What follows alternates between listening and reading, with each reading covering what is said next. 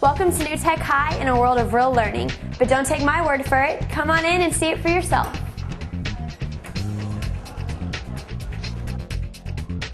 Although there is some direct teaching at New Tech High Coppell, we focus mainly on projects, usually taking 4 to 6 weeks.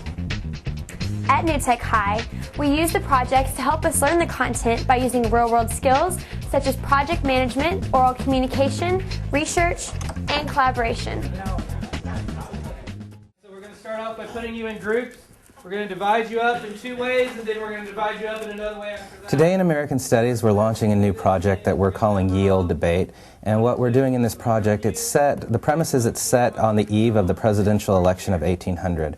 And we're asking the kids to look at events in U.S. history in the 25 years prior to that and take either a Federalist or anti-Federalist stance in debating those issues that have come up in the last 25 years. There is a new entry document. Pull it up and we'll go over it together. The entry document is something that we get at the beginning of each project. It may take different forms. It may be a video, it may be a PowerPoint presentation, it might be some cool new online program that they're going to showcase for us, but it's something unique for each project. Just gives us an idea of what we're going to be doing. It tells us what our final product will be, and it also gives us an idea of the content that we're going to need to be learning so that we can create our list of knows and need to knows to help us get started with the project. Let's talk about what we know from this entry document. Knows and need to knows are derived from our entry document. We decide what we know, such as content that we'll need to include, the program that we'll be using. And it's in an organized manner so you can look at it and see exactly what you have to do. And so when we break that down, a lot of times we go into content versus logistical. So you may be asking questions about due dates, or you may be asking questions about the content of the project.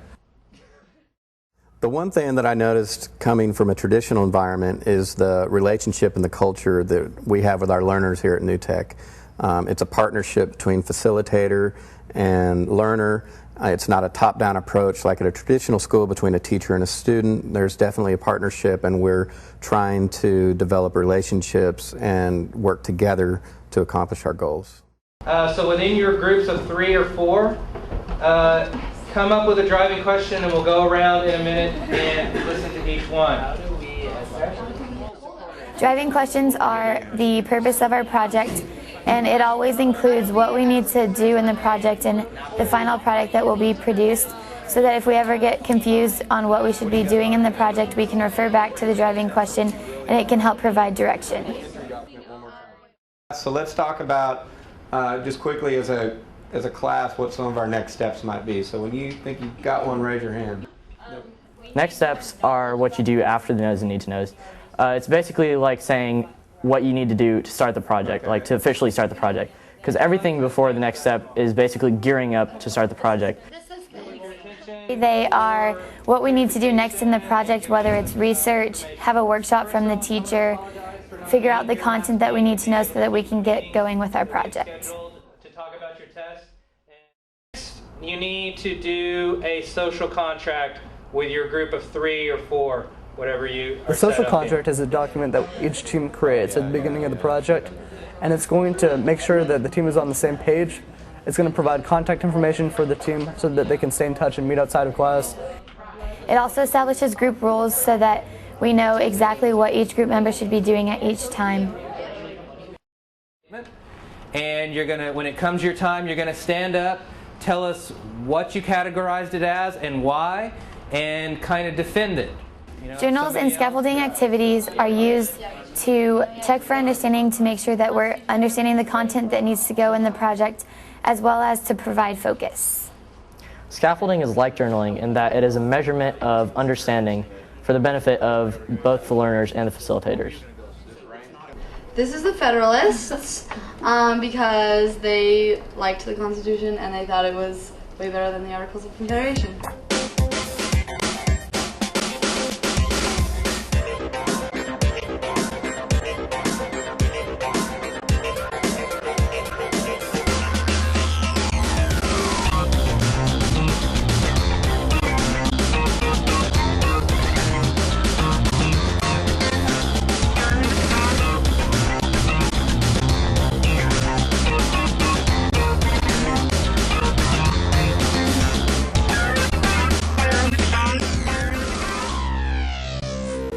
How many of you have seen video of the British House of Commons?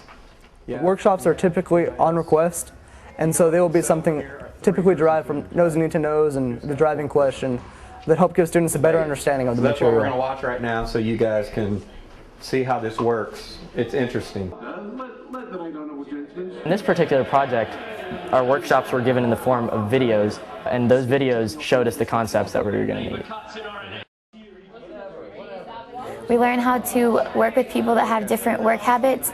We learn how to connect our strengths and weaknesses to compensate for each other. And by collaborating, we produce greater products.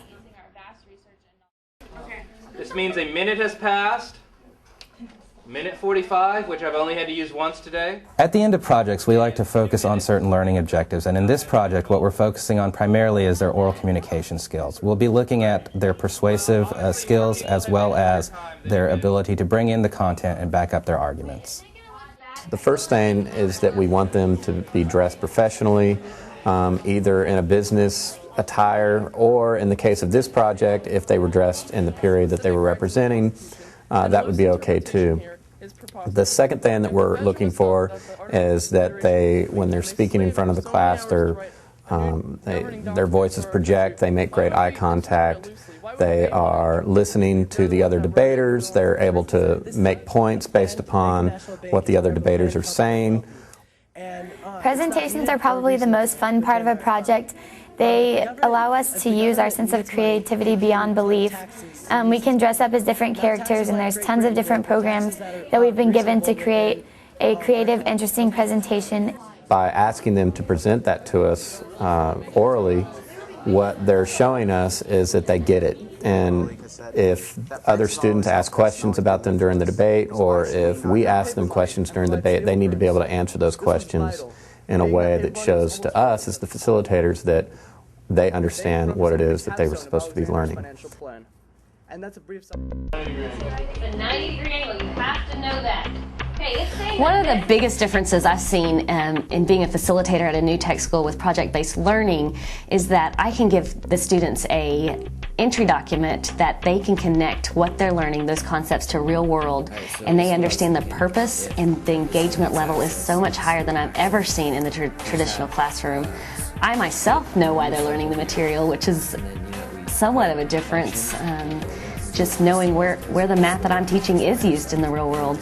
Then later on, when we're studying for semester exams, I noticed that I could take those concepts and I could ask them if they remembered how to do a certain problem, and all I had to do was connect it back to the project that they worked with that concept, and they could come back and retain that information so much quicker than I've ever seen in the traditional classroom that I've been in the past 8 years.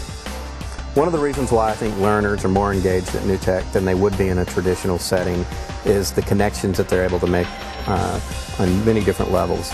They're able to connect to prior learning, they're able to connect to real-world applications, they're able to connect to different disciplines within the school, and all of those things allow them to connect to one another, connect to their facilitators, which engages them in ways that really you don't see at other schools.